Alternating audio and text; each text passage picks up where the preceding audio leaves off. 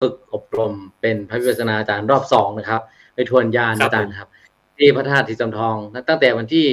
6ที่ผ่านมาเนาะอาจารย์เนาะวันที่6นะครับมิถุนายนจนกว่าจะถึงประมาณวันที่15นะครับวันที่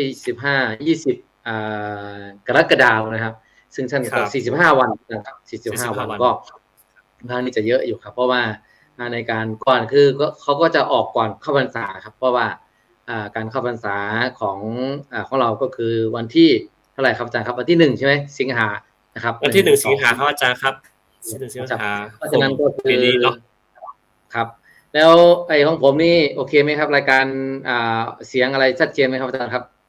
เสียงชัดเจนครับผมภาพชัดเจนครับแต่ก็ฉากหลังอาจจะมืดหน่อยอาจารย์ครับแต่ระบบเสียงทุกอย่างครับผมลองใช้เมื่อกี้นะครับลองใช้เมื่อกี้เนี่ยรู้สึกว่าถ้าใช้ฉากหลังเนี่ยอาจารย์มันจะผมนี่จะอึดอัดเด็ดผมนี่จะอึดอัดที่ยากมากเลยครับผมก็เลยว่าอย่างนั้นก็เปลี่ยนเป็นเกี่ยวกับคอมไหมอาจารย์ลองทิปครับคือเมื่อกี้เนี่ยผมใช้อีกเครื่องนึงเครื่องเก่านะ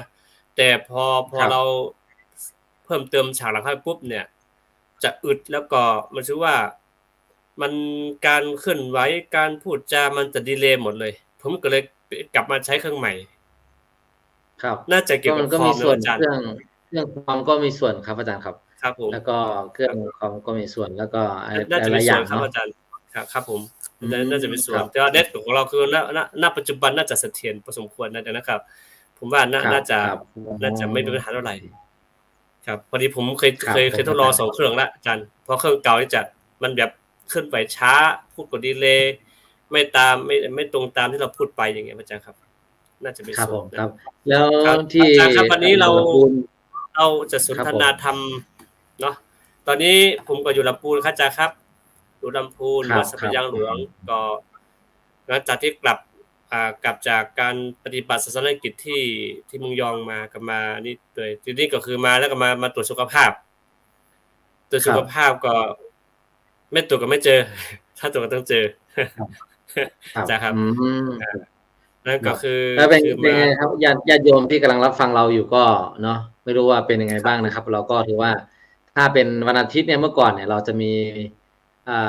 พระไตรปิฎกนะครับนะเสียงธรรมจากพระไตรปิฎกก็ประมาณเป็นนานทุกโอกาสว่าจะเนาะ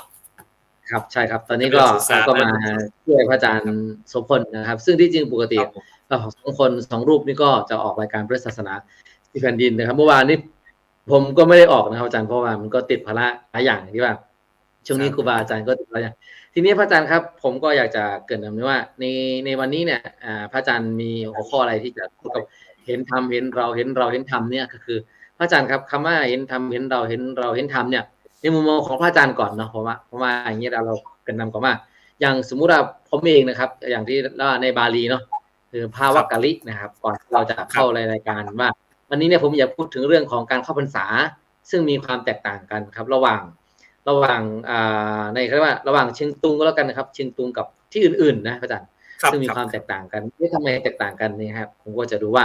ถ้าผม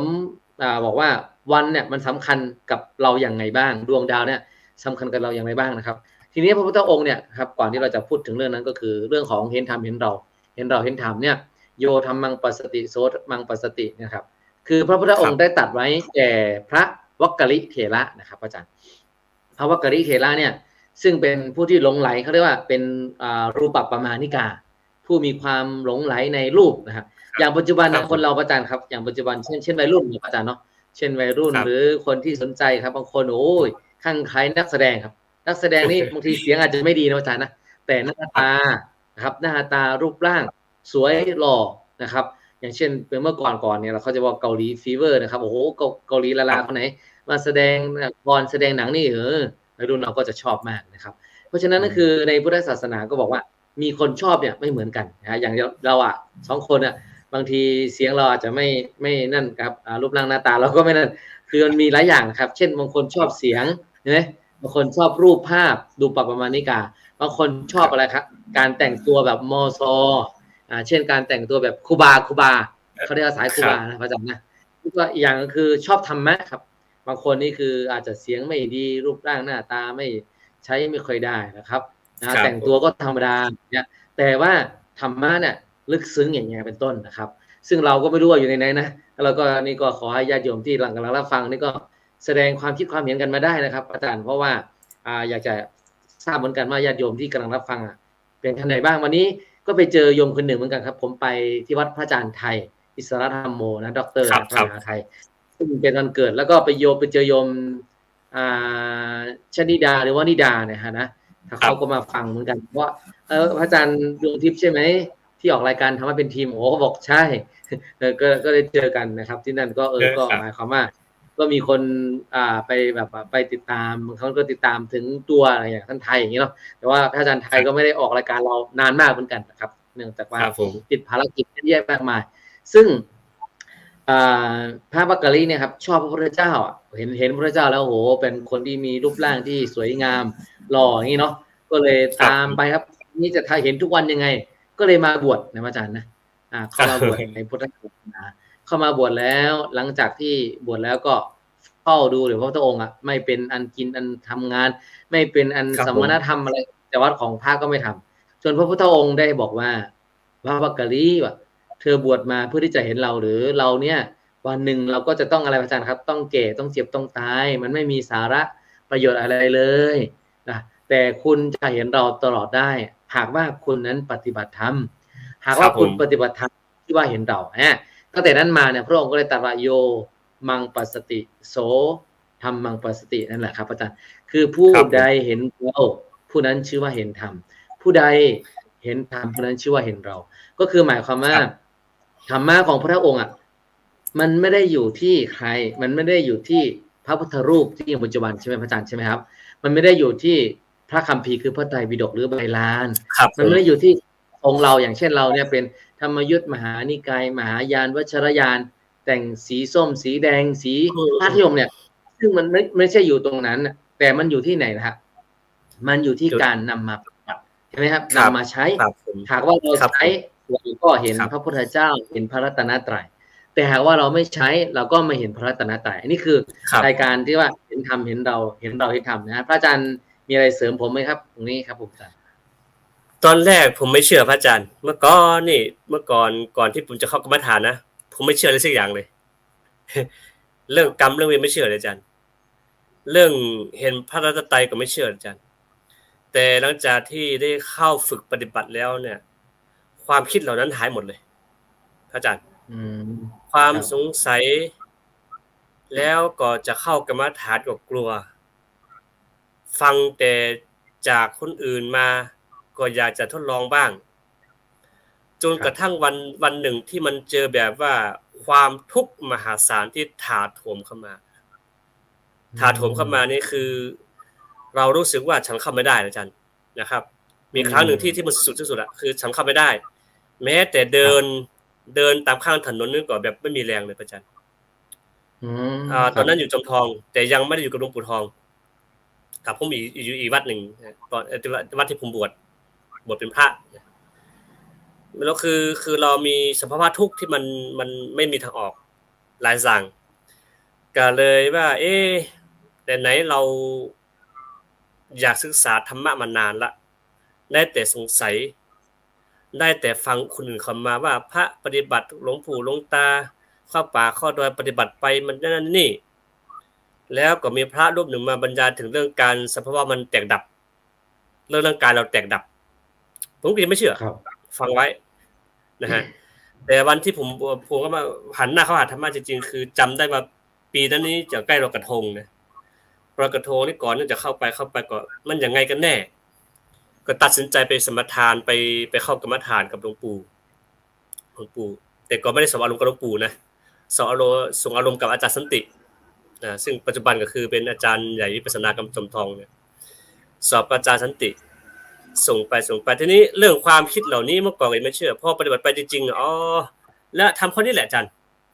ผู้ใดเห็นธรรมผู้ใดเห็นเราเนี่ยมันมีจริงๆนะก็คือว่าคือคนพระรัตนตรัยเนี่ยมันมีอยู่จริงความสงสัยความลังเลความขุ่นมัวเหล่านั้นอุปทานที่เรามีทั้งหมดเนี่ยมันหายหมดเลยมันหายปลิดทิ้งคำว่าชาติคำว่าเผ่าพันธุ์คำว่าเนี่ยมันหายหมดเลยตรรกะที่เราเคยมีเมื่อก่อนอาจารย์ฮะ ตะกาว่าคนนั้นโทษทีนะครับที่พูดภาษาเมื่อก่อนนี้เขาจะชอบดูถูกดูแคลนใช่ไหมจ๊ะฮะดูถูกตอนนั้นดูถูกนี้ดูถูกอันนี้มันหายหมดเลยปรากฏว่าอ๋อความคิดเหล่านี้อ่ะมันถูก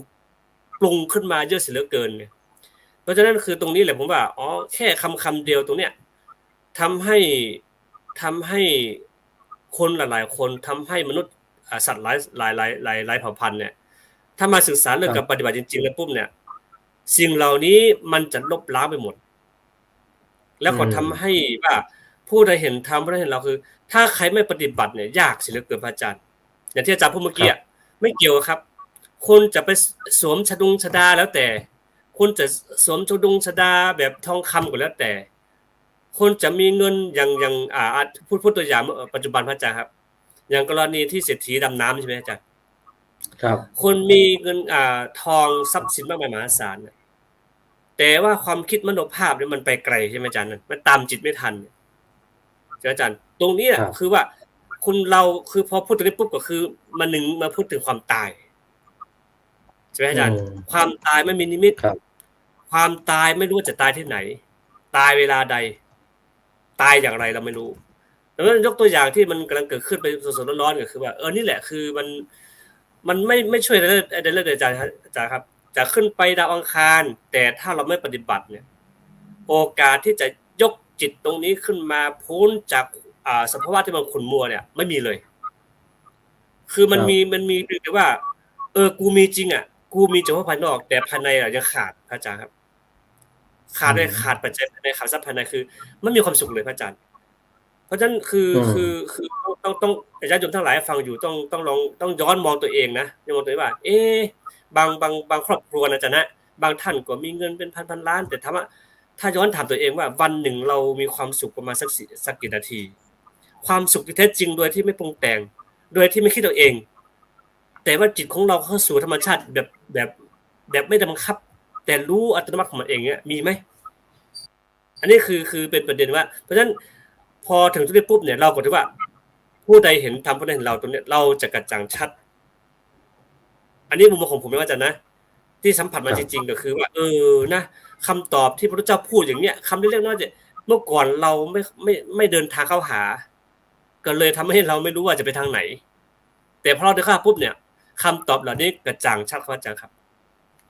ครับก็คือหมายความว่าคำว่าเห็นธรรมในเราก็คือรู้จักตัวเราเองนะเข้าใจตัวเราเองในสองแท้เนี่ยจนเรียกว่าคือการปฏิบัติของเรานะครับ ก็คือขั้นที่ว่าปฏิบัติแล้วจนเห็นสภาวะของตัวเองอะฮะใจของเรามีกิเลสไม่มีกิเลสใจของเราปล่อยวางไม่ปล่อยวางนี่สำคัญที่สุดเลยนะในอย่างปัจจุบันเนี่ยถ้าเราจะเปรียบเทียบกับพระอาจารย์นะว่าถ้าเราเจอกับเหตุการณ์หรือสิ่งเร้าที่เข้ามาในกับเราปัจจุบันเนี่ยเราสามารถที่จะเข้าใจมันแล้วก็ยอมรับมันแล้วก็ปล่อยวางมันได้แค่ไหนซึ่งสำคัญที่สุดพระอาจารย์บางคนนี่โอ้แบบไม่เป็นอันกินอันนอนเนี่ยเพราะว่าอะไรฮะเพราะว่าเราไปยึดติดไปพะวงกับสิ่งที่มันจะเกิดขึ้นหรือไปพะวงกับสิ่งที่เราเสพมานะครับปัจจุบันเนี้ยแต่หากว่าอะไรก็ตามเสริมนิดนึงผมก็เสริมว่าคือคนเรานี้ไม่ยอมปฏิบัติตามนั่นเองพระอาจารย์ไม่ยอมปฏิบัติตามว่าสิ่งที่ใดล่วงไปแล้วสิ่งนั้นก็คือล่วงไปแล้วไอ้คำเนี้ยเจ๊จ๋าครับคำเนี้ยก็ควรน้อมมาใคร่ควรให้ดีแล้วก็สิ่งใดที่ยังมาไม่ถึงก็คือยังมาไม่ถึงไอ้ก็คือโอเคครับถ้าพูดถึงในแง่เศรษฐกิจนะอาจารย์นะในนักลงทุนเนี่ยเขาไม่คิดแบบนี้แน่ๆใช่ไหมอาจารย์ต้องคาดเดาว่าพรุ่งนี้เงินจะขึ้นเท่าไหร่ทองจะลงกี่บาทขึ้นกี่บาทอันนี้นักเก็งกำไรถ้าเอาคำนี้พูดกับนักเก็งกำไรปุ๊บนี้เขาจะด่าเราโง่ทันทีเลยแต่ทีนี้เราจะมองว่าคำสองคำอันเนี้ยเราจะตีกรอบอย่างไรให้เข้าล็อกแล้วก็ให้เข้าใจง่ายที่สุดไอ้ตัวนี้พระอาจารย์ครับคือว่าสิ่งใดที่ยังมาไม่ถึงก็คือยังมาไม่ถึงไอ้ตัวนี้พระอาจารย์ลองตีความอาจจะเข้าใจอย่างไรอาจารย์ครับง่ายที่สุดอาจารย์คือก็มาโฟกัสนะครับมาดูที่ปัจจุบันเป็นสำคัญคือถามว่าเรามีแปลนไว้แล้วเรามีแผนอะไรไว้เรียบร้อยแล้วแต่ว่าเราก็คืออยากจะสมมติว่าเราวันนี้นะอย่างสมมุติว่าเรามีแปลนไว้พรุ่งนี้1 เดือน3 เดือน5 เดือน1 ปีใช่ไหมครับ อาจารย์อย่างสมมติว่าเรื่องอนาคตเนี่ยเราวางแผนไว้แล้วแต่สมมุติว่าค่าหุ้นค่าอะไรต่างๆมันก็จะเป็นไปตามเหตุปัจจัยใช่ไหมครับมันอาจจะไม่เหมือนที่เราคาดไว้มันก็เป็นไปตามแต่ว่าเราก็ไม่ต้องไปขบวงกับตรงนั้นว่าเราวางแผนไว้เรียบร้อยแล้วทำไว้เรียบร้อยละแต่ทีนี้แหละเราโฟกัสปัจจุบันนะปัจจุบันเพราะว่าถ้าเราโฟกัสปัจจุบันนะความสุขมันก็จะเกิดขึ้นพระอาจารย์ครับว่าคือสมมติปัจจุบันเนี้ยโอเคอะไรมันเกิดขึ้นเรารู้ทันนะครับว่าเราทำอะไรอยู่มันเป็นมายังไงเรื่องของกายของเราเคลื่อนไหวไหมเรื่องของจิตของเราเป็นยังไงกระสับกระส่ายวุ่นวายใจของเรามีโลภะโทสะโมหะหรือเปล่าแล้วก็เรื่องของเวทนาเนี่ยนั่งอยู่ก็ดีหรือว่ายืนอยู่ก็ดีมันปวดไหมเมื่อยไหมอะไรต่างๆนะครับสุขไหมทุกข์ไหมอย่างเงี้ยนะครับอาจารย์นะครับแล้วก็เรื่องของธรรมะเนี่ยขณะที่เรานั่งอยู่ก็ดีเดินอยู่ก็ดีอยู่ก็ดีเนี่ยสภาวะเป็นอากาศภูมิอากาศหรือต่างๆมันเปลี่ยนไปยังไงบ้างอันนี้นะครับอาจารย์คือถ้าหากว่าเรามาโฟกัสปัจจุบันเนี่ยเราก็จะไม่มีความทุกข์กับสิ่งที่มันเกิดขึ้นในอนาคตหรือสิ่งที่มันผ่านไปแล้วนะครับเพราะฉะนั้นก็คือตรงนี้ก็คือเรื่องของการที่ว่าเห็นธรรมเห็นเราก็คือเห็นปัจจุบันนะครับเป็น present moment เป็น present time เป็นปัจจุบันขณะสำคัญที่สุดเลยญาติโยมที่กำลังรับฟังนะครับรายการเห็นธรรมเห็นเราขององค์การทำเป็นทีมนะสากลเนี่ยญาติโยมที่กำลังรับฟังเนี่ยมียังไงบ้างนะครับว่าเราเคยปฏิบัติแล้วเจออะไรสภาพว่ายังไงบ้างก็สามารถที่จะอันนั้นได้นะครับนะเพราะว่าการที่เราเนี่ยมีเรื่องที่จะต้องขจัดนะครับก็คือให้เรามามองตัวเราเองเนี่ยเป็นสิ่งที่สำคัญที่สุดเลยการปฏิบัติธรรมนะครับเราก็ว่างๆนะครับถึงเมื่อเราไปนั่งอยู่ครับเช่นว่าไปร่วมเขาสวดมนต์เจริญพุทธมนต์หรือไปร่วมงานพิธีต่างๆหากว่าเราไม่รู้จะทำอะไรนะครับเราก็ไม่ได้คุยกับคนที่อยู่ข้างๆเราก็นั่งหลับตานะครับแล้วก็ฝึกในการดูตัวเองว่าเราทำอะไรอยู่เนาะเป็นยังไงบ้างหายใจเข้าหายใจออกอันนี้ก็เป็นการที่ว่าคือการเห็นธรรมเห็นเราในที่นี้ในพระพุทธองค์เนี่ยหมายถึงธรรมะที่มันลึกซึ้งนะครับที่มันลึกซึ้งก็คือเห็นสภาวะความเกิดดับของร่างกายแล้วก็ของนามรูปนามนั่นเองภาษาพระหรือภาษานักปฏิบัติธรรมก็คือการปฏิบัติให้เห็นตัวเราเองให้เห็นให้รู้เรื่องตัวเราเองให้เข้าใจตัวเราเองนะฮะทุกอย่างเลยเนี่ยความทุกข์ความสุขต่างๆมันจะเกิดขึ้นมาจากตัวเราเองนะครับเกิดจากความเข้าใจของเราเองคือสัมมาทิฏฐิความเห็นถูกต้องนั้นมันจะเกิดขึ้นจากตัวเราเองในเป็นสิ่งที่สำคัญที่สุดเลยไม่ว่าจะเป็นเรื่องอะไรที่มันเกิดขึ้นเนี่ยหากว่าเราไม่เข้าใจตัวเองเราเอาใจเราไปผูกมัดกับสิ่งภายนอกสิ่งที่มันเกิดขึ้นที่มันล่วงไปแล้วก็ดีที่ยังไม่มาถึงก็ดีเนี่ยเราก็จะทุกข์กับมันเราจะมีความกังวลกับมันแต่เมื่อใดก็ตามเนี่ยเราลองพยายามละพยายามวางพยายามเข้าใจกับปัจจุบันปัจจุบันฉันหายใจอยู่ฉันนั่งอยู่ฉันฟังอยู่นะได้ยินหนอได้ยินหนอฟังอยู่อันเนี้ยเราก็จะเห็นสภาวะธรรมที่มันเกิดขึ้นว่าฟังอยู่ดีๆบางทีใจมันลอยไปแล้วไม่รู้เรื่องละเพราะว่าเราใจไม่อยู่กับเนื้อกับตัวเราใจไปคิดเรื่องอื่นมันก็จะหายไปหรือฟังอยู่ดีๆเนี่ยมันก็ไปคิดเรื่องอื่นแล้วเนี่ยฟุ้งซ่านไปคิดเรื่องอื่นอะไรต่างๆมันก็เกิดขึ้นได้คือเรียกว่าเกิดความสภาวะที่มันมีความเปลี่ยนแปลงไปเรื่อยๆจากได้ยินแล้วก็ดับไปเกิดขึ้นตั้งอยู่ดับไปนี่เป็นต้นนะครับเพราะฉะนั้นนี่คือคำจำกัดความของคำว่าเห็นธรรมเห็นเราก็แล้วกันเอาตรงนี้ก็แล้วกันว่าเห็นธรรมเห็นเราในที่นี้ก็คือว่าเห็นรูปเห็นนามไม่ใช่เป็นตาเห็นนะแต่ว่าความรู้สึกการฝึกปฏิบัติด้วยภาวนาด้วยภาวนาปัญญานะครับปัญญาที่มันเกิดจากการฝึกนะหากว่าเราไม่ได้เกิดจากการฝึกเนี่ยมันก็จะไม่นั่นเองนะครับวันนี้เพราะฉะนั้นเนี่ยก็จะมาเข้าเรื่องที่2ก็แล้วกันนะญาติโยมที่กำลังรับฟังอยู่ในที่นี้ถ้าฟังอยู่ที่ไหนนะสามารถทักทายกันได้นะครับสามารถคอมเมนต์กันมีคำถามอะไรก็สามารถที่จะคอมเมนต์กันได้ทีนี้เนี่ยก็จะพูดถึงเรื่องของการเข้าพรรษานะปีนี้เนี่ยเนื่องจากว่ามีการเข้าพรรษาที่ไม่เหมือนกันด้วยนะครับต่างกันคนละเป็นเดือนนะต่างกันเหมือนคือณดินแดนแห่งหนึ่งคือรัชฉานนะเชียงตุงท่าขี้เหล็กรัชฉานตะวันออกซึ่งห่างจากอำเภอแม่สายนะครับจังหวัดเชียงรายนะออกไปนะครับประมาณ165กิโลแถบนั้นทั้งหมดเลยนะก็คือเป็นรัชฉานตะวันออกเนี่ยมีการเข้าพรรษาคือก็จะเข้าพรรษาวันที่2 กรกฎาคมนี้แล้วนะครับซึ่งของเราเองนะไทยลาวนะครับแล้วก็ประเทศอื่นๆนะหรือว่าเมียนมาที่เป็นนิกายใหญ่นะครับซึ่งไม่รวมเชียงตุงไม่รวมรัชฉานเนี่ยเขาก็จะเข้าพรรษาวันที่1 สิงหาคมเพราะว่าปีนี้เป็นปีอธิกมาศปีอธิกมาศคือ28 แต่ว่าที่ดินแดนและฉานตะวันออกนะเชียงตุงนะเป็นถือปฏิทินที่ว่าเป็นปี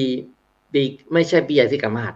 เป็นปี8 เดียวนะครับ8 เดียวเพราะฉะนั้นคือมีการเข้าพรรษาวันที่2 กรกฎาคมนะแล้วทีนี้เนี่ยเราก็เคยไปสอบถามพระผู้ใหญ่ผู้ที่ได้ทำปฏิทินออกมา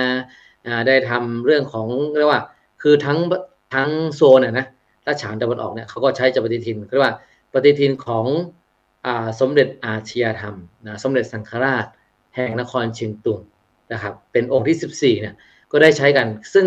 ไปถามแล้วก็บอกว่าอันเนี้ยปฏิทินเนี่ยใช้มายาวนานนะใช้มายาวนานแล้วก็สอบทานตรวจทานกับที่ต่างๆแล้วพบว่าปฏิทินตรงนี้เนี่ยพระองค์ก็ได้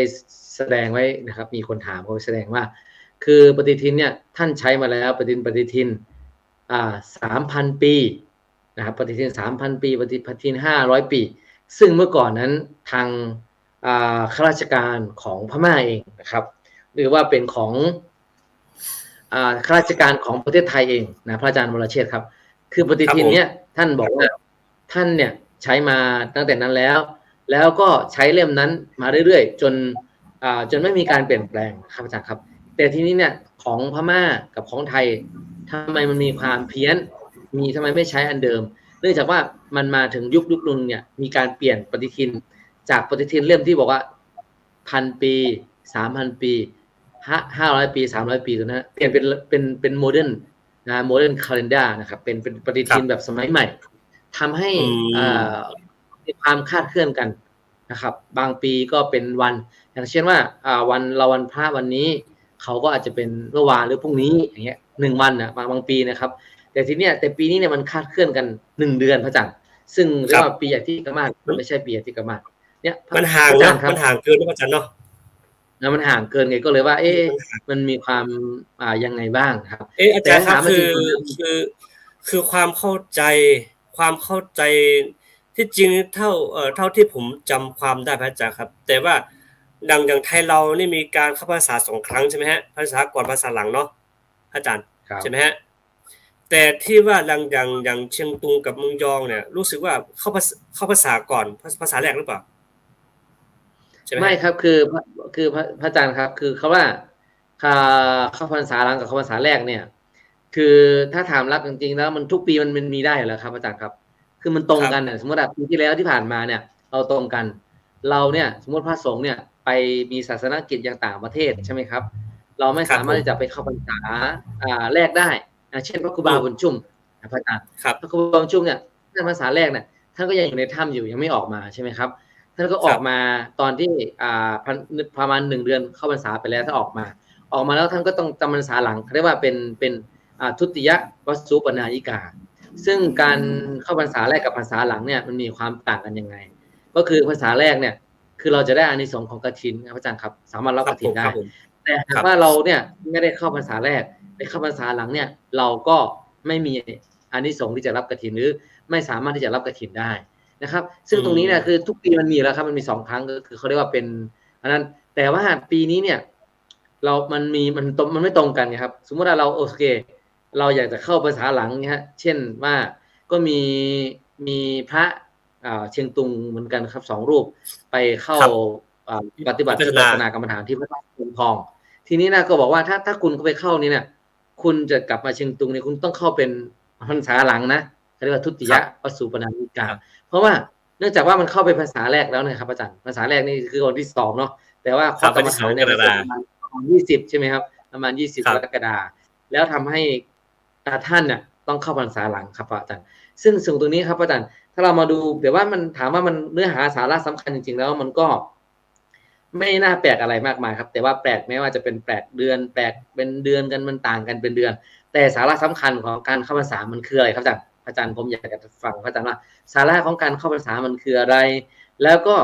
พระพุทธองค์เนี่ยได้พูดเกี่ยวกับดวงดาวครับเกี่ยวกับดวงดาวเกี่ยวกับฤกษ์ยามนี้ว่าอย่างไงบ้างอย่างเช่นสุนัขตังสุมังคลังใช่ไหมครับที่เราจะได้พักกันถ้าเรามาดูหลวงปู่ปัญญานะครับอาจารย์หลวงปู่ปัญญานันทะเนี่ยโอ้ท่านนี่พูดแบบเชิงแบบตลกหรือเชิงแบบทำให้คนเข้าใจง่ายแบบญาติโยมจะขึ้นบ้านใหม่ใช่ไหม แล้วก็ไปถามท่านว่าหลวงปู่ผมเนี่ยสร้างบ้านเสร็จแล้ว ผมจะขึ้นบ้านใหม่เนี่ยจะเอาวันไหนดีจะเป็นสิริมงคลจะได้เจริญยิ่งขึ้นไปหลวงปู่ถามคำง่ายๆว่าแล้วบันไดสร้างเสร็จหรือยังบอกว่าถ้าบันไดสร้างเสร็จแล้วก็ขึ้นได้เลยวันไหนก็ได้ คือถ้าหากว่าบันไดไม่เสร็จเนี่ยมันก็ขึ้นไม่ได้แล้วใช่ไหมครับคือถ้าหากว่าจะขึ้นบ้านใหม่ก็คือบันไดเสร็จถ้าเป็นบ้านชั้นเดียวก็คือประตูหน้าต่างหรือว่าที่เราจะขึ้นไปนิดนึงอย่างน้อยก็มีบันไดขั้นสองขั้นเนี่ยมันเสร็จหรือยังก็คือสามารถที่จะขึ้นได้เลยนะครับโยมก็บอกดีได้เหรอหลวงพ่อมันจะดีเลยฮะยังไงอย่างเงี้ยก็คือหลวงพ่อบอกโอ้ยดีก็โยมว่างหรือเปล่าโยมว่างเพื่อนบ้านโยมบ้านใต้บ้านเหนือว่างไหมแล้วพระสงฆ์ว่างหรือเปล่าเนี้ยสำคัญคือเนี่ยถ้ามันว่างพร้อมกันก็เป็นสิริมงคลถ้าไม่ว่างนะสมมติว่าเป็นวันดีแค่ไหนยิ่งวันดีนะพระอาจารย์นะเชื่อไหมว่าถ้าเป็นภาคเหนือเราหรือที่บ้านเรานะพระอาจารย์ที่เชียงตุงเมืองยองอะไรเนี่ยเมืองยองเชียงตุงโอ้โหวันดีเป็นวันเดียวกันหมดพระอาจารย์เดือน4ใช่ไหมอาจารย์ครับหาพระเทียบไม่ได้แล้วทีนี้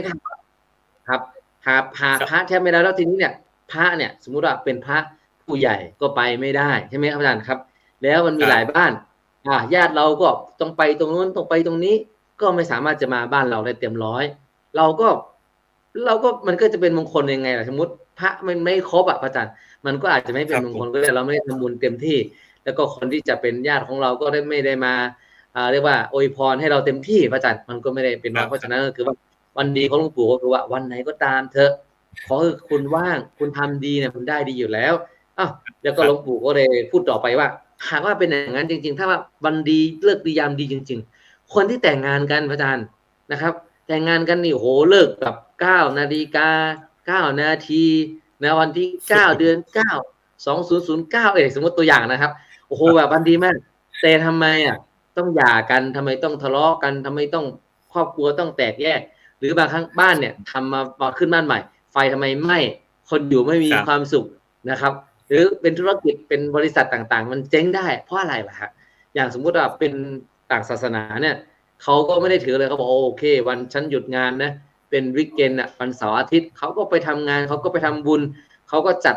กิจกรรมขึ้นบ้านใหม่กิจกรรมแต่งงานกิจกรรมอะไรต่างๆแต่เขายังเจริญเพราะอะไรล่ะฮะเพราะว่ามันไม่ได้ขึ้นอยู่กับวันอาจารย์เนาะอันนี้คือตัวอย่างว่ามุมมองของพระอาจารย์ว่าวันเข้าพรรษาจริงๆแล้วเนี่ยการเข้าพรรษาสาระสำคัญมันคืออะไรแล้วก็วันเนี่ย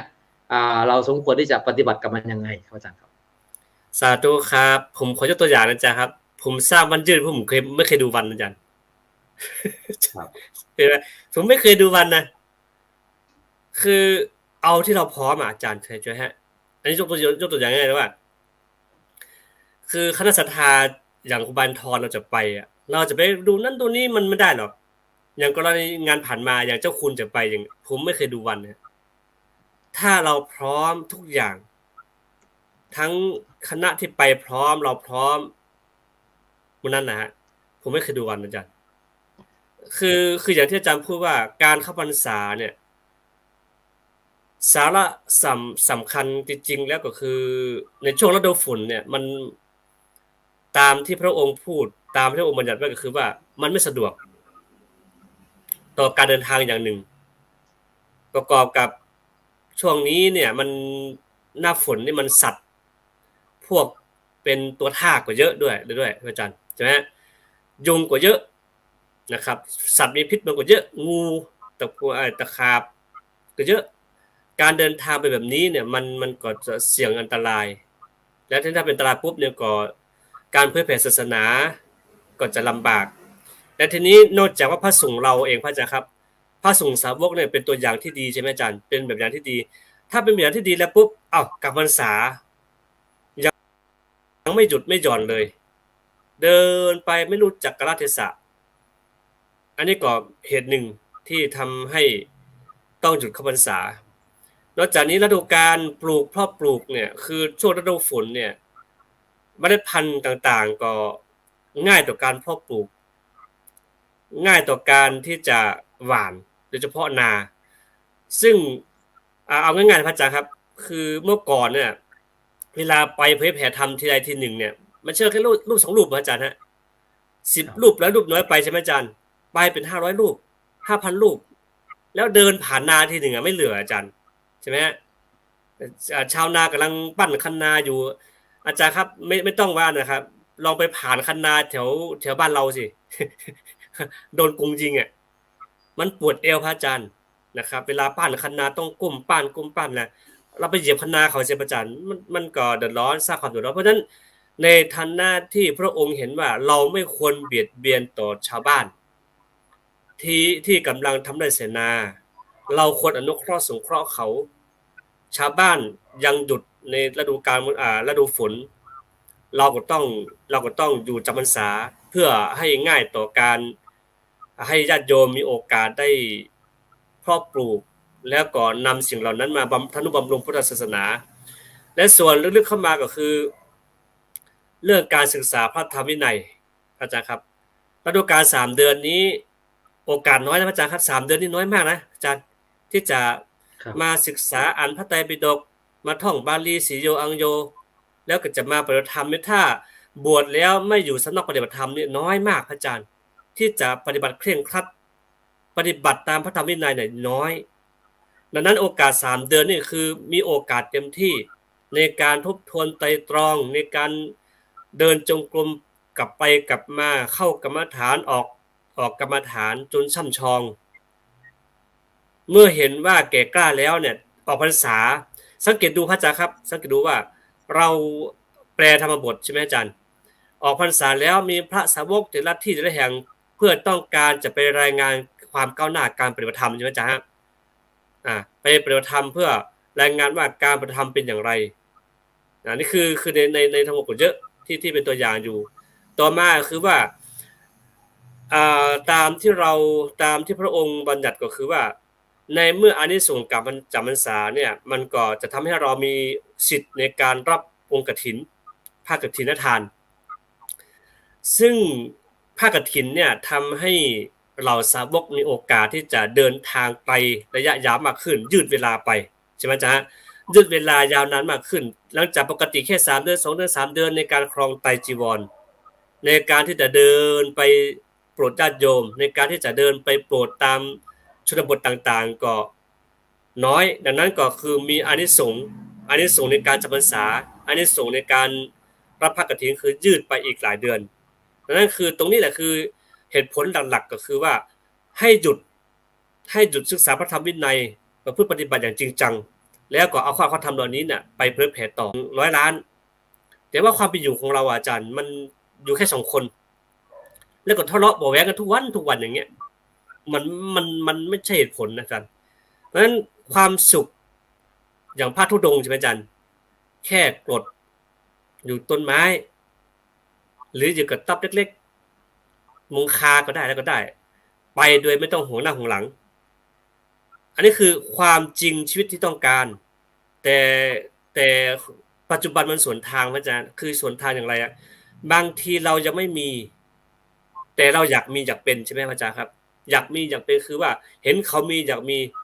เป็นการสร้างหนี้ให้ตัวเองนะพระอาจารย์ใช่ไหมฮะอย่างเช่นอยากได้รถแต่ไปดาวเอาอยากมีบ้านแต่ก็ไปกู้มาทั้งที่เรายังไม่พร้อมอะไรคือตัวนี้คือความอยากมีอยากเป็นตัวเนี้ยเพราะฉะนั้นความสุขสงบสุขมันอยู่ที่เราพร้อมแล้วก็อยู่ด้วยกันฉันทามติว่าเราจะประคับประคองเราจะเข้าใจกันอย่างไรและจะทำให้บ้านตรงนั้นเป็นบ้านที่มีข้อธรรมเนี่ยมันนำมาประดับใจของเราพระอาจารย์ครับผมคือตรงนี้นะครับก็คือหมายความว่าสาระสำคัญจริงๆนะฮะในการเข้าพรรษาก็คือพระพุทธองค์นั้นคือสมัยก่อนเนี่ยพระอาจารย์เนาะมันก็มีฝนที่มันตกตามฤดูมีฤดูนะครับฤดูฝนฤดูหนาวแล้วก็ฤดูร้อนนะครับแต่ณปัจจุบันนะครับอาจารย์ว่าถ้าเรามามองว่าในช่วงเดือนของ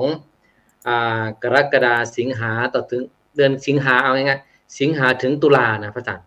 ส่วนมากแล้วช่วงนี้นะครับถ้าเป็นมหาลัยเขาก็จะเริ่มเปิดเทอมนะครับถ้ามหาลัยเปิดเทอมปุ๊บเนี่ย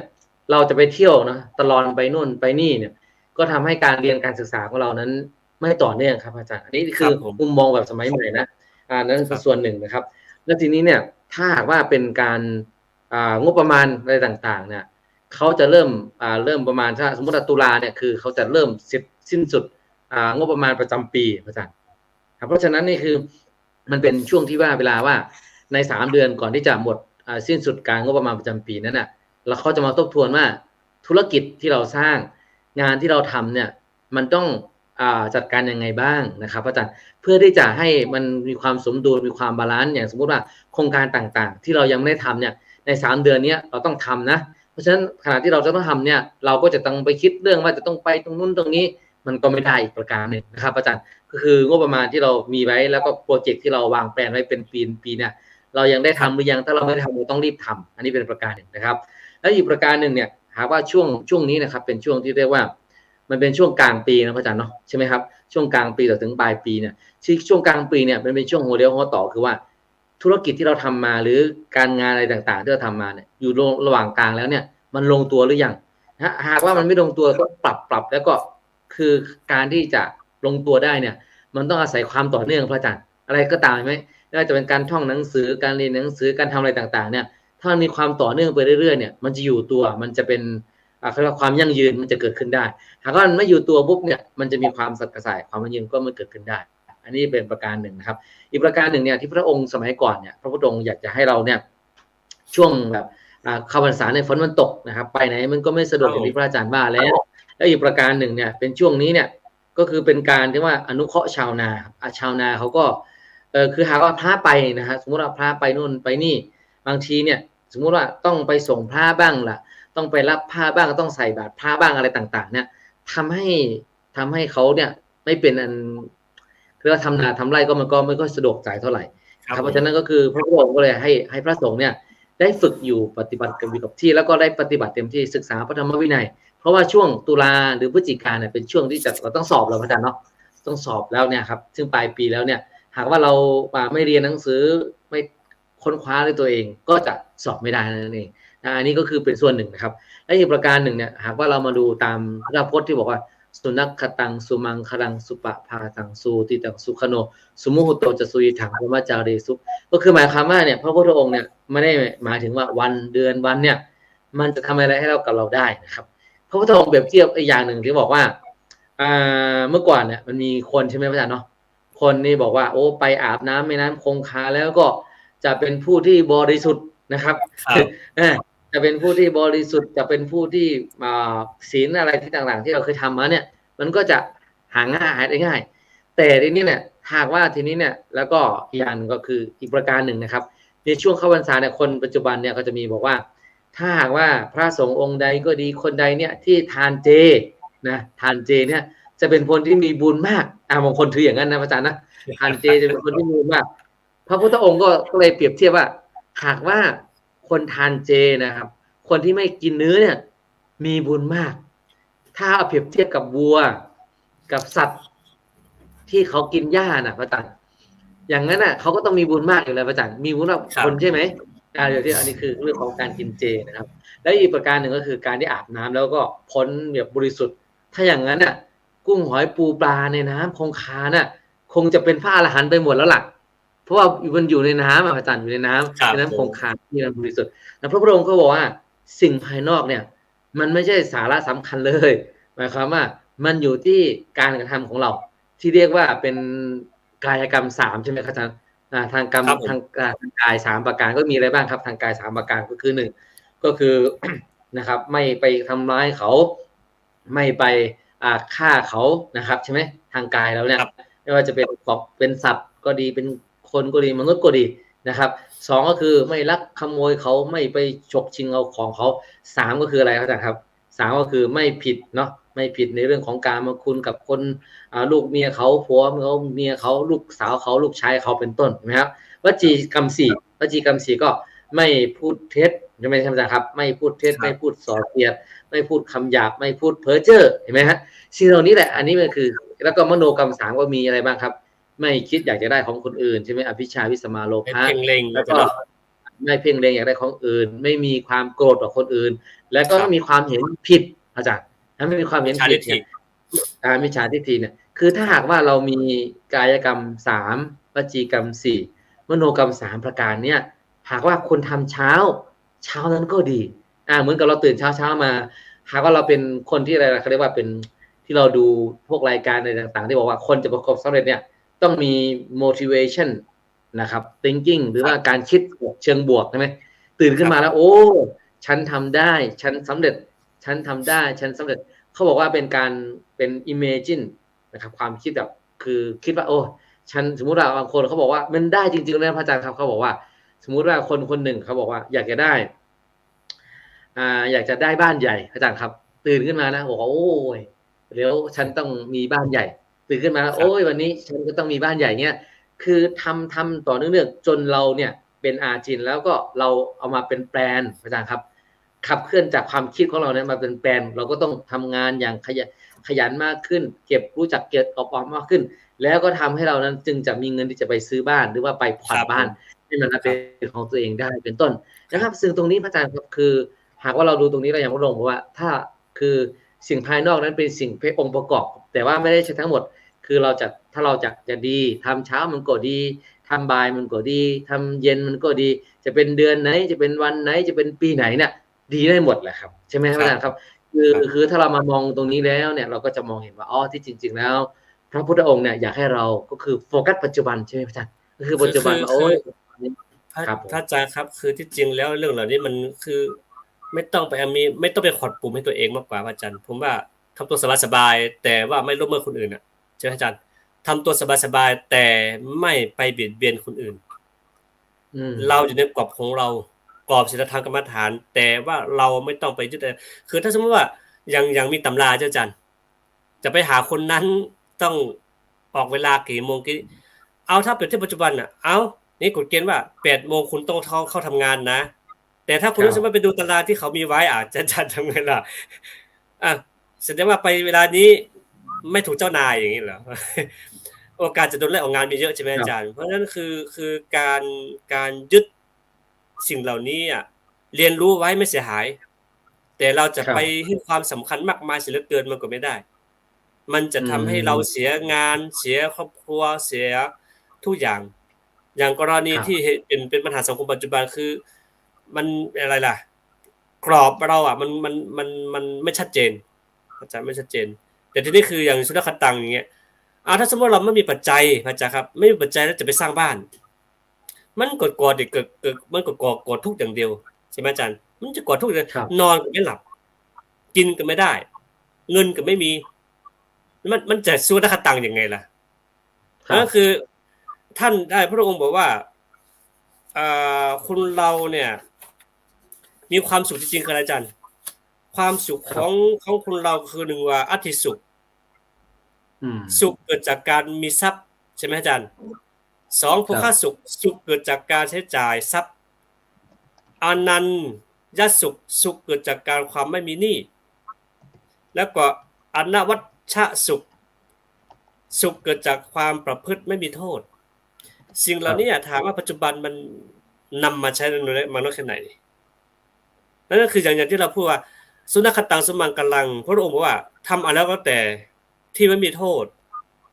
ไม่มีหนี้แต่ปัจจุบันนี่คือมันสิ่งรอดใจมันเยอะใช่ไหมอาจารย์เยอะเดี๋ยวนี้สังคมชนบทก็อยู่ยากแล้วพระอาจารย์ครับแม้แต่บ้านเราทั้งชาติเราขอเริ่มมีนะเริ่มมีนายทุนที่จะให้หนี้เข้าไปแต่ว่าดีอย่างหนึ่งว่าจิตใจของทางคนทางนู้นเข้มแข็งไม่ยอมเป็นหนี้แม้แต่เข้ามาทำงานในเราเองก็ไม่ยอมเป็นหนี้ไม่ยอมเป็นหนี้นอกจากว่าทำงานเก็บสะสมเองแล้วก็ซื้อเงินสดไม่ยอมที่จะไปเอามาก่อนไม่มีนั่นคือเนี่ยไอ้ความเข้มแข็งตัวเนี่ยคือยากปัจจุบันนะสังคมในเมืองตอนนี้นี่แทบจะถูกล่มสลายไปละเรื่องที่ว่าไม่ยอมเป็นหนี้ใครจะมีจะใช้ชีวิตแบบความสุขที่ตัวเองทำมาหาได้ด้วยสุจริตธรรมแบบเก็บหอมรอมริบมาแบบเนี้ยมันน้อยนะพระอาจารย์ครับนั่นคือส่วนหนึ่งที่เราเป็นอย่างนี้เพราะอะไรเพราะเราไม่นำข้ออัดข้อธรรมเหล่านี้ไม่ศึกษาข้อธรรมเหล่านี้แล้วไปปรับใช้เพียงแต่ว่าเราไปเอาทฤษฎีตะวันตกทั้งหมดอาจารย์ทฤษฎีที่วิเคราะห์วิจัยมาปัจจุบันเนี่ยแต่ว่าเราไม่หันมามองข้อธรรมเหล่านี้ก็ทำให้เราห่างเหินจากข้อความจริงตรงนี้ พระองค์เนี่ยมองปัญหากว้างใช่ไหมจ๊ะมองเห็นหมดเลยว่าทุกข์เกิดจากอะไรสุขเกิดจากอะไรแม้แต่เรื่องใกล้ตัวของเราอ่ะไม่จำเป็นต้องลึกซึ้งไม่ต้องถึงไม่จำเป็นต้องถึงนิพพานวะจ๊ะครับเพียงแต่มองเรื่องใกล้ตัวเรื่องใช้ชีวิตของเราเนี่ยพระองค์มองทั้งหมดถามว่าพระองค์รู้ทันไหมแต่พระองค์มันคือวางคือเป็นนักแผนการวางโครงสร้างอ่ะจ๊ะจะพูดถึงคือนักวางแผนผังเมืองอ่ะอาจารย์ครับอย่างปัจจุบันคือผู้นำเนี่ยอย่างอาจารย์เป็นผู้ดำเนินการเนี่ยต้องคิดแล้วว่าอะไรจะทำอย่างไรและจะอะไรเนี่ยอันนี้คือพระองค์เนี่ยเป็นนักวางแผนเมืองอย่างดีเลยเยี่ยมเลยครับนักวางแผนโลกด้วยซ้ำไปว่าคนเราเนี่ยควรจะดำรงยังไงถึงจะมีความสุขอันนี้ครับอาจารย์คือปัจจัยสำคัญนะอาจารย์อย่างที่พระอาจารย์บอกว่าความสุขมีอยู่4ชนิดนะครับของพุทธศาสนาเนี่ยญาติโยมที่กำลังรับฟังหากว่าถ้าเรามามองตรงนี้แล้วเนี่ยเรามามองว่าแต่ละวันที่เราตื่นขึ้นมาเนี่ยถ้าหากว่าเราอยากจะประสบความสำเร็จหรือมีความสุขตามหลักของพุทธศาสนาเนี่ยคือสุขมี4ชนิดใช่ไหมครับสุขเกิดจากการมีเรียกว่าโภคะสุขใช่ไหมคือจากการมีโภคะครับอัตถิสุขก็คือสุขจากการมีอะไรครับทรัพย์สมบัติการใช้สอยแล้วก็อานันทสุขเกิดมาจากการไม่เป็นหนี้แล้วก็อานาวัชชสุขขังก็คือสุขจากการที่เราไม่ทำความชั่วนะครับทีนี้เนี่ยถ้าหากว่าเรามองตรงนี้นะถ้าสี่ประการเนี่ยถ้าปัจจุบันนะญาติโยมที่กำลังรับฟังนะพิจารณาแล้วเราเป็นยังไงบ้างเนาะเรามีไหมถ้าเราไม่มีข้อไหนเราก็ต้องไปสอบแสวงหาแล้วก็คือทำให้มันเกิดขึ้นนะครับทีนี้ถ้าเรามามองตรงนี้แล้วเนี่ยเขาบอกว่าการที่เราจะวางแผนให้ตัวเองนั้นมีความสุขก็คือว่า1ก็คือว่าเราต้องตระหนักถึงค่านิยมและเป้าหมายก่อนค่านิยมนะครับเป้าหมายของเราคืออะไรนะครับเป้าหมายของคนเราคือเป้าหมายของเราเป็นอะไรยังไงอย่างสมมติวันนี้เป้าหมาย1วันนี้คือทำอะไรนะครับแล้วก็เดือนนี้ทำอะไรพรุ่งนี้ทำอะไรนะครับถ้าหากว่าเรามีเป้าหมายที่มันชัดเจนแล้วก็จะวางแผนแล้วก็ทำให้มันเกิดขึ้นได้2ก็คือว่ากำหนดเป้าหมายกับสัญญาณเริ่มไม่เสถียรแล้ว1 ชั่วโมงเริ่มไม่เสถียรแล้วอาจารย์บรรปลายชีวิตแล้วครับผมเน็ตมันค้างใช่ไหมครับอาจารย์ครับเริ่มค้างแล้วครับผมคุยต่อได้ครับอาจารย์ครับคุยต่อได้ครับครับอย่างสมมุติว่าเป้าหมายย่อยนะครับพอมีเป้าหมายย่อยก็คือเป้าหมายที่มันเล็กๆขึ้นไปว่าปกติแล้วเนี่ยอย่างชาวพุทธเราเนี่ยเรามีเป้าหมายคือสูงสุดคือพระนิพพานแต่ว่าเป้าหมายย่อยของเราก็คือว่าทำปัจจุบันให้ดีที่สุดเช่นว่าเราอยู่ที่วัดเราอยู่ที่บ้านเราอยู่กับใครก็ทำคนนั้นให้มีความสุขทำตรงนั้นให้มีความสุขแล้วก็ทำคนอื่นนั้นให้มีความสุขด้วยไม่ใช่ว่า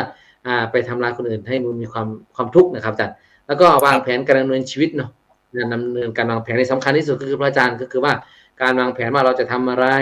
แล้วยังไงนะครับพระอาจารย์ก็คือการวางแผนว่าเวลาวันดีอะไรดีต่างๆเนี่ยอยู่ที่แผนหมดพระอาจารย์ครับถ้าหากว่าเราไม่มีแผน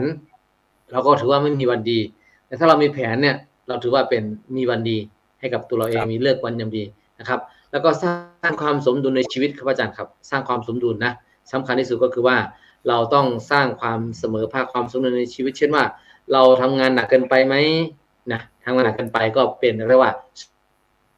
สภาพไม่ดีก็เป็นเลือกที่ไม่ดีแหละเพราะฉะนั้นคือเราต้องทำงานให้มันพอสมควรอาจารย์ทำงานให้สมควร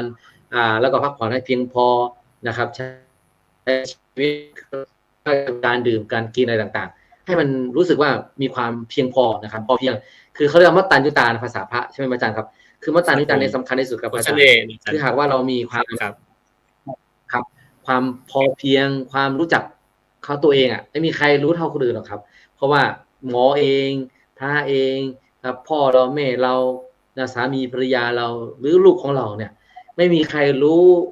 มากกว่าตัวเราว่าสมมุติการทานอาหารทำยังไงบ้างที่เรียกว่าเพียงพอต่อเราการนอนทำยังไงบ้างที่จะเพียงพอต่อเราใช่ไหมครับคือไม่มีใครรู้ใช่ไหมพระอาจารย์เพราะว่ามันเป็นท้องของใครของมันแล้วก็เป็นตัวของมันอันนี้เป็นสิ่งที่สำคัญครับพระอาจารย์ครับนะพระอาจารย์เพราะฉะนั้นเนี่ยวันนี้เนี่ยก็จะเหลือเวลาอยู่ประมาณสักกี่นาทีครับประมาณ5นาทีนะพระอาจารย์เนาะประมาณ5นาทีเนี่ยก็อยากจะถามพระอาจารย์อยากมีอะไรจะฝากก็ว่าเกี่ยวกับว่าการที่เราจะบริหารเวลานะครับการที่เราจะจัดสรรเวลาให้กับตัวเราเองแล้วก็สอดคล้องกับหลักธรรมเห็นเราเห็นเวลาของพระพุทธเจ้านะครับตามเวลาของพระพุทธเจ้าอย่างเช่นว่าพระองค์ได้บอกเลยว่าคือคนที่ว่ารู้จักเวลาหรือคนที่ว่าทำเวลาอย่างดีแล้วมีคุณค่าต่อตัวเองนั้นก็คืออะไรครับ คือไม่ประมาทนะไม่ประมาทนี่คือ ครับ แม้แต่ว่ากินข้าวนะพระอาจารย์ใช่ไหมครับพระพุทธองค์บอกว่าภิกษุเธอระลึกถึงความตายหรือระลึกถึงความไม่ประมาทเนี่ยอย่างไรบ้าง ครับ ข้าพเจ้านึกนะฮะบางคนก็บอกว่าเดือนละครั้ง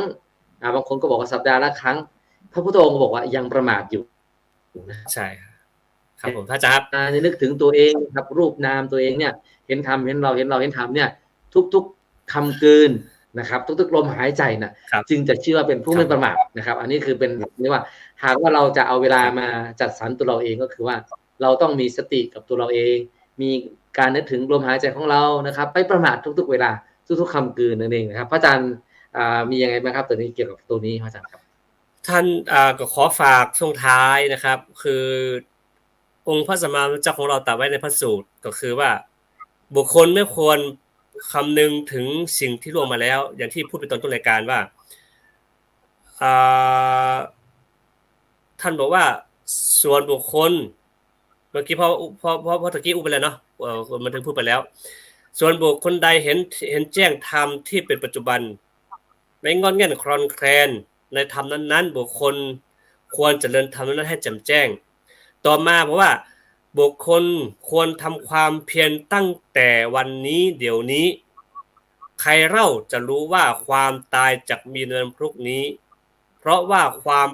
ผลัดเพี้ยนกับมัจจุราชผู้มีเสนามากนั้นย่อมไม่มีแก่เราทั้งหลายมุนีผู้สงบเรียกบุคคลผู้มีความเพียรไม่เกลียดคร้านทั้งกลางวันและกลางคืนซึ่งมีปกติอยู่อย่างนี้ว่าผู้มีราตรีเดียวจะย่อมเจริญไอ้ตัวนี้พระอาจารย์ครับคือว่า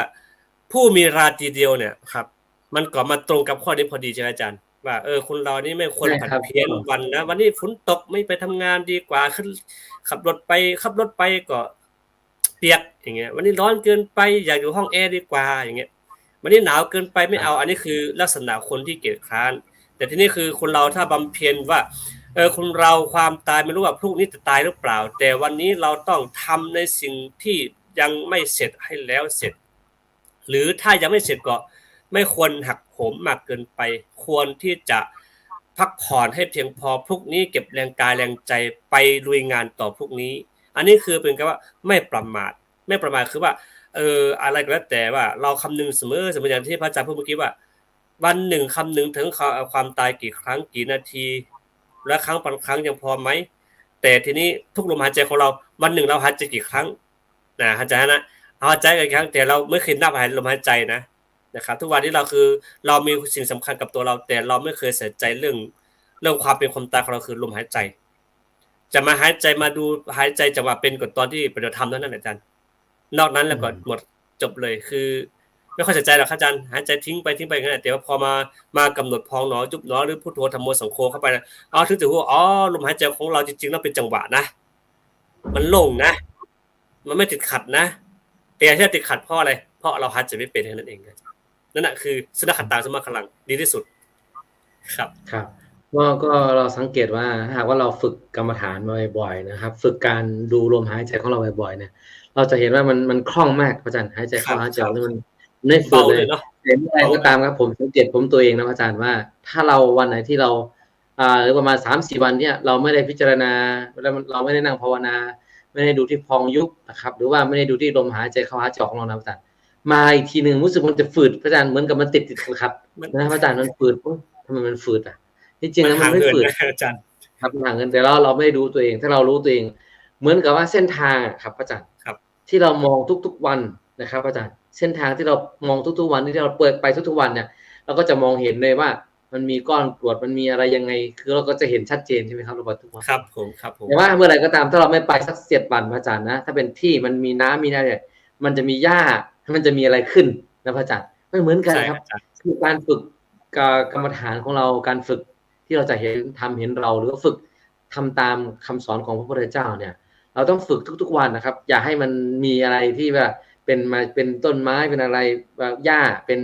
อะไรขึ้นนะครับอาจารย์เหมือนกันครับอาจารย์กิเลสของเราก็เหมือนกันคือโลภะโทสะโมหะของเราต้องปฏิบัติให้มันได้นะครับอาจารย์เพราะฉะนั้นเนี่ยวันนี้เนี่ย ผมว่าก็น่าจะพอสมควรแล้วจะเห็นธรรมเป็นเราคือการที่เราจะเห็นธรรมเป็นเราจริงๆก็คือว่าเรามาฝึกปฏิบัติด้วยกันนะพระอาจารย์ใช่ไหมครับ ครับผม มาฝึกปฏิบัตินั่นแหละครับก็คือวันดีก็จะเกิดขึ้นอย่างเช่นว่าไอ้บางคนนะโอ้ยวันนี้รู้สึกมันหนาวมากอ่ะหรือว่ามันร้อนมากไม่ทำดีกว่าทำสมาธินะอาจารย์หยุดก่อนอย่างนี้นะครับแล้วพรุ่งนี้ก็ทำ